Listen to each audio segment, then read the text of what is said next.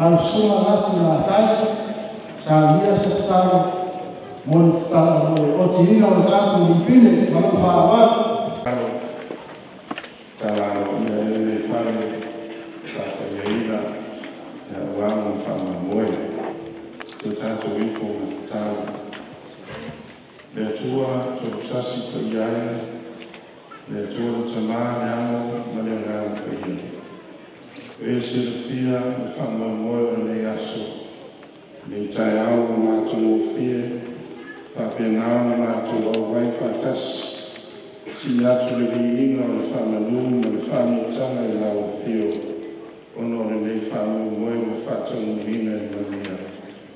Ao nei o te ina le nei ni pine o mātou whame mori mawina mātou tāna lawa I loro ngāna pia. Ina ia fio mai ne nei au li tia le nei whamu moe. Nei o mātou a mata I lau fio. Whai ui lau fio. Sa fasisi na idea ni ina mama fio. Ono Yesu. Amen. Mo rawa mo le whaawalo ke rawa watu mo whaawalo lau fioma ni whomftalai, lau fioma pāli, leo ta e mo sepau. Fio mai se e o tina le lipine, e tala o I aile ni mota mo lo whaawalo. Ia kua whaafonga le tua tātou tā sanga moria. Pensar dia kata cuma PPL, ya, sosial era apa? Teknologi, develop tonga, penung, ya, wofo kata mana? Tahu na fabai me le tua. Ona, orang fabai papa leo kata sunu, fabai kata malo kata sunu, fabai me le tua. Kalau kau leo lebih nei ngā wera whaketele no sunga le pule wa pia pule ai whea onga me se tātou kolisi me se kote te whono tulanga tofu uma o tātou komiti whakatau no nei ngā wera o mā fuahore manuia le ana sa amata le atua whamanuia hui le atua ia leo mā fuahore na iere nei aso me le tātou pakutia le lofa ma le ana le atua nei aso ia ono na whoringa au lei Wai au lelei le tua, au lelei fai mea te whai mo tātou. Ia ma sang whamawia mai pēr, ia ma whapoko le taro tātou ta māwhai whi au, ia sang whamawia nei ngā rema, ia o ngā mo aru mo whanau, aru tātou tunu. Ia whamawia le tua tātou ngā rema.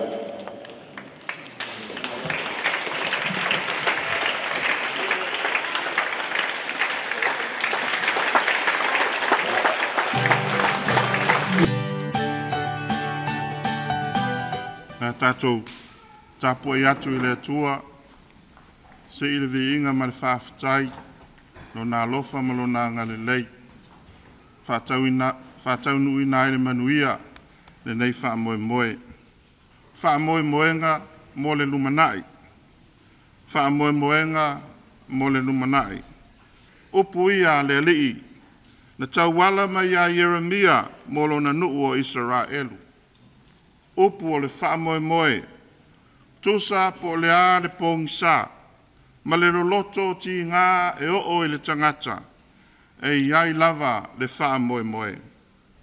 Tā ua le whaamanatu lea, mo I tātou, mo sosetas, mo oe le tama ma le teine a onga. E iai le whaamoe moe o le atua mo oe I le lumanai. Tā ua fōi le nei te au, mo le whaamoe moe o le nei aso, o le whapa iahina, o le nei whale tele ma le mātango fie. Se āmatanga I titi, a o le nei ua tupu maola le miti.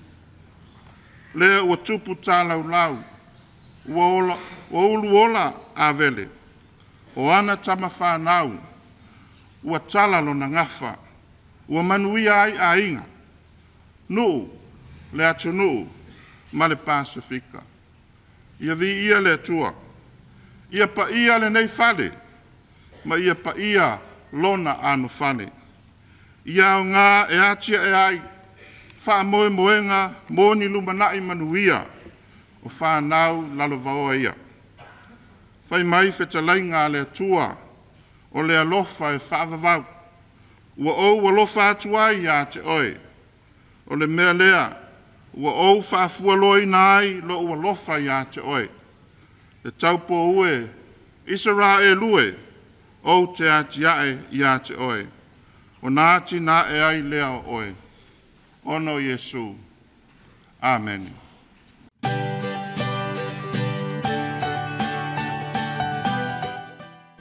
Tulauna lo wasa sa vau. Tulauna lo whalitai le vau. Tulauna lo lango se tā. Tulauna lo whalitai le ai. Tulauna lo apisa. Tulauna lo tau whalebau.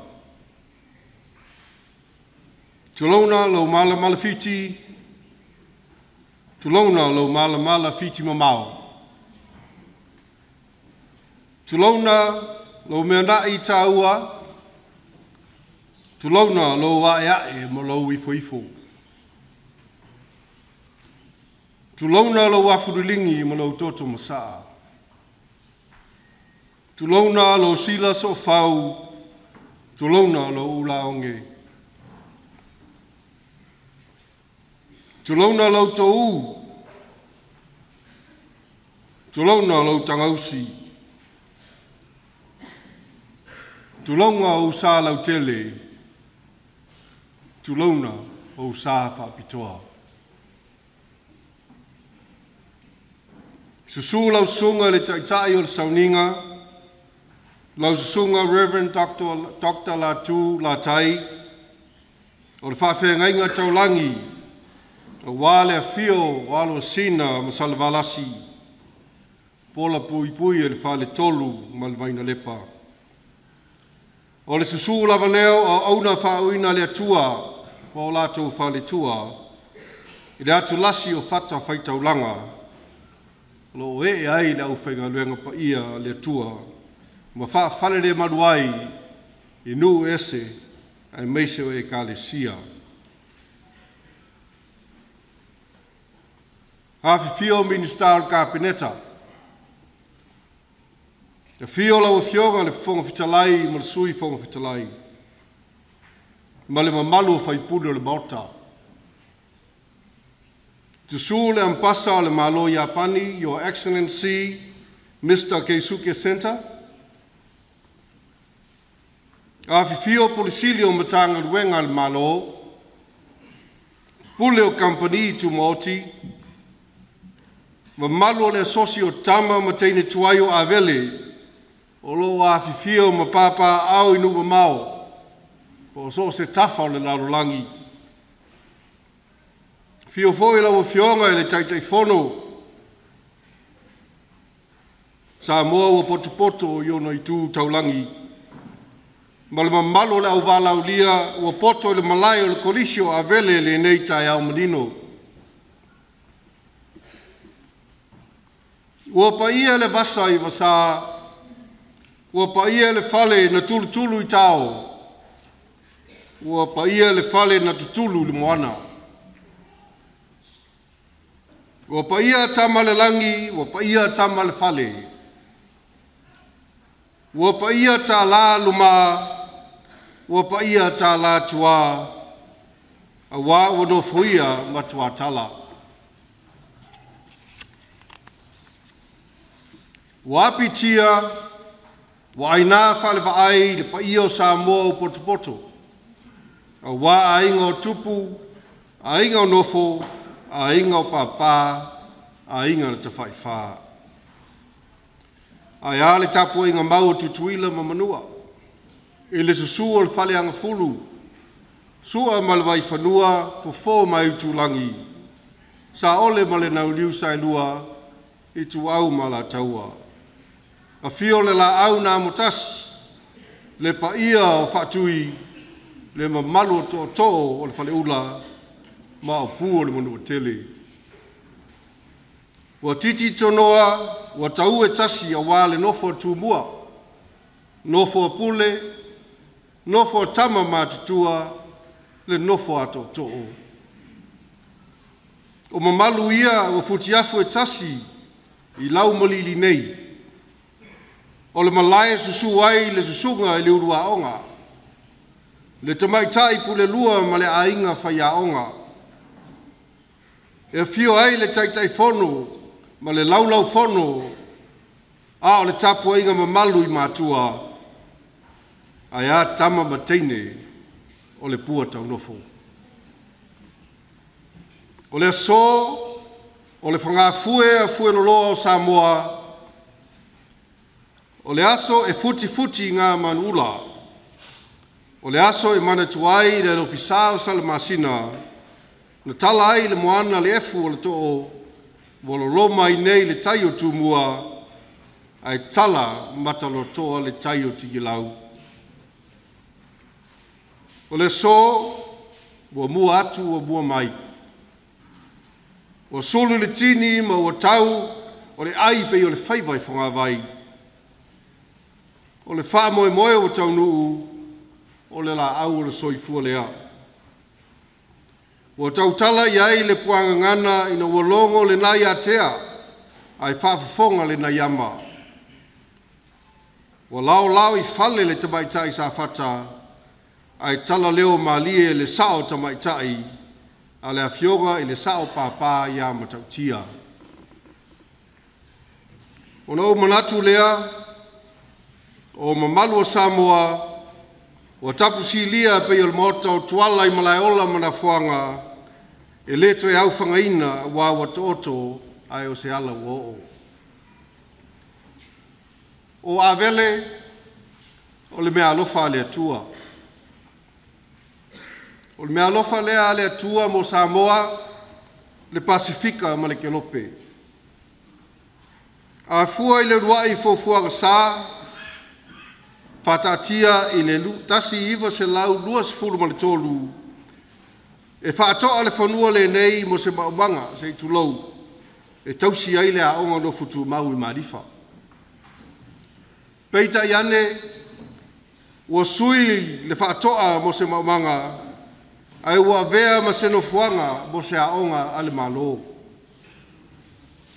E ofo lava le loto I le tō wha asua malama o le atua. O le tō wha na ala mai le taitai o le se lau tau sanga taluai, ai wha atau nuu e ni tama onga loto fina finau.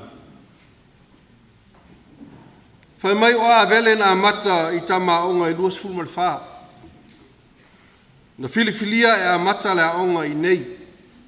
Ta pena mo le ao ina, mo le whiau o le poto whaasalo lau. A lea o sa woolo na sao, o pai fale ula lana tautua, e pei o na iai le tai au nei. O le whailonga lea o le alofa malosi o le tua, ma le whataua o silisili ia AVELE, a wai tu loa lona o ngā. O malanga umi whapenei, e pei o le malanga AVELE, e au ana mafuri le whanga, a ua tu loa na po. E langi soifua le mau pe a tō manatu I lau tala whasolipito AVELE, e le I whaingo fie, e matua le whaingo fie lava. Whai mai na iai teimina te vai tama mai le aonga. Ina ua le ngā whātia le mamafa o ngā ruenga, ai uti tau mafa ma le anga fale sa nuno fuai. A o le nā te waanga, na whānau ai atina I le lei, ai meise o le toi fausia o fale le lei. Sa iai teimi na tapuri ai le aonga, ona o whawhita auli na o iai le vānu nofo. A o le nā tapunia, na to uru ai lau mea vale o le whātamala, ai tutongo mai ai moe fou, ma lau le lei, o se amatanga fou. O ia whatia tele, e le I bu titi, ai le whaamaruianga, ma matati au sia, I so se tafa. Na ui na whainga tā, ai o loo mamau lava whausanga, o loo whaasau, e le I nape ai lo ati po niu. A lea e tau aswasu lava le whaamanatunga o lau se lau tausanga pai on tapisa nei. O e au sia ma taati ai ta'alonga ma o onga. O sama loa lau pua tau nofo ia Samoa ma le kelope. I tafa o le talo le lei, i whai ngā mālo ma upu whai. Ma tanga luenga ma pisinisi tu maoti, a inga ma whai ngā nuu o whae aina. O lava le nanamu o lau suawai fue o lau tau tuatoa.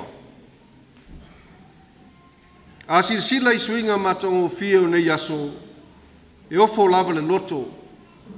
O la le lei o whale a onga, ua peio se malaiva a lele lo a wala. O lau whale Samoa tu matila, peio se tausala le ila, le po nā ua sui, wha laise e whetū o le langi lona la le lei. A o lea foi o tātou poto mai lea so, e wha au le whale le nei mota, ua o se tau lea o sama lona malo fie, ua saunia mo lona ulu whalenga, e lona whaiva tautua wha au au. E tāpena ai isi ao tai o le malo, e tāpena ai isi minista ma isi whaipule. E tāpena ai isi pule a onga, tusi pa ia ma isi whaife au ma whalitua. E tāpena ai fo isi lo ia ma isi whai a onga. E tāpena ai isi fo mai ma ave wa lele.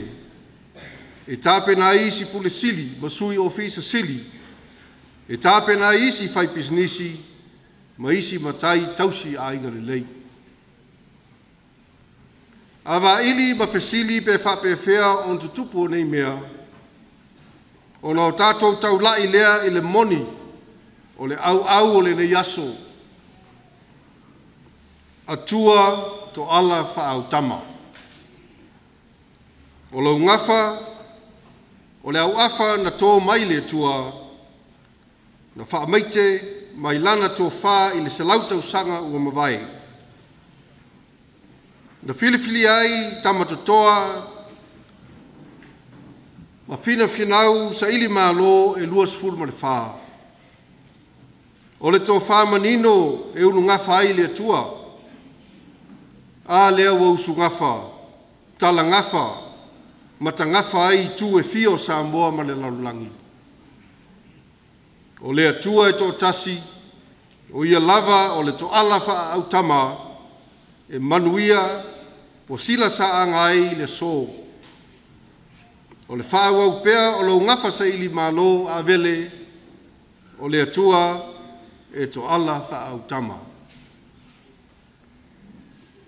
E whawhitai i le tausi whengainga o le ampasa ma le malo Iapani, pe ona iai la tātou whainga paanga, o lea lava ua whaau au, ma ua topule, o whai lava lea maala o le whaataunuina, o le tō whaalofa o le atua, e le ngata ia avele a o Samoa. E whawhitai a fōi le fioga e le tamaitai pāle mia ma le whainga malo, ono le maau whaau au pea, moa o ngā uma o Samoa, o lo manuia atua i fōi ma avele. Whawhitai atu i le taitai whono, lau fioga le li whaipule, tangaloa tele papali i pasipoloa, ma le lau a whono le KOLISI. E whaamalo atu le mamalu o mātua i ona tupu ma ona e. E whaamalo atu i lau sunga le urua onga. Pule lua ma le ainga whaia onga, hapea tama ma teine o le pua tau nofo. Ma lo loto tele i le lii, whawhitai mo le nei ngā luenga tele, ua pati ta oto i le so. E whawhitai atu i suli ma whioi o avele, sa angara lei mai futonu le whawai i le KOLISI. E le ngata i lea, a urua onga maisi o lau mua na angara lei mai. O whawhengainga ma e kalesia ma Samoa atoa sa tali manao. I le whaasau ma le whaalo avele a o sa ili le nei se leni mo le nei ngā ruenga. E tele lava mafuanga i mwhaiai o na toloia ngā ruenga na lei whapenei. A wafo e whaingatā o na tū whātasi di whina ngalo se tele. A o le tino mai o le nei malu matango fie. O le langi soifua lea o le atua to ala whaautama. Wana le tu lafo ia o na tangata whaatuatua ngā lulue. O lea o tu le whailā, le mila ma le ala. O le moli mau o lea, o le atua to ala whaautama. O lea fo i wo whaile nei ngā luenga. Ma whaau au sili i so si tangata whaatuatua. A le ati nae, e lea li i le whale e ngā lulue fua. Ai le leo leo e le li i le ai e mata ala fua. O le tua, o le matua o whaiva poto. A sa ili iai ma le wha maoni, ma whaatanga o ia e pule mai, e mau o tātou whaiva. O so se ele lava e le ulu ai le upo le li, e ola lau siusi, ma matala matango fia o na lau whanua, o manu ia fo i e ngā lulue ai, e pei o na iai le neita e ao i lona matango fie. O lea o te pai ula, tango i ula, o futi manu ula le so, o titi manu, o lava manu. Avele, ia whaau au pea o na esa ili le lii, ma lautal tonu o ia lava o le atua to ala whaau tama. Ia tausi le lei le nei mea alofa taua, a wā e le taungo fie, e le whaingo fie fōi o na tāpena. Ia whai pea le nei ele manei atu whalenga, ma matawai manino, e utu vai ai tupulanga o Samoa, e a ngaia whale upolu. Wa manaia le au aso o le bauta, o se a wā e moe lilii. Wa manaia whau o le bauta, o se sila a o le whaaulu. Wa manaia le taututupu, wō ni a whalio o le masina. Wa manaia le atua o le bauta, o se soa e tai. Wa manaia tulutulu o le bauta, o se ati. Ai nei whai mapona, lo tātou whao o le viinga. Ai e matua tuu i le lii, o ia lava o le atua to ala whaautama. Wa matango fie le bio, o le tia o, a manaia le so. Ia sa safe pea u, ma sa ngai ai o le tai. Ia punitia vai alia, ai su ea pea vai ola. Ma ia fotulupe pea nupule, ma ia sana wha manuia mai le tua ia avele, ma lona wha moi le so. Manuia ma ia soifua.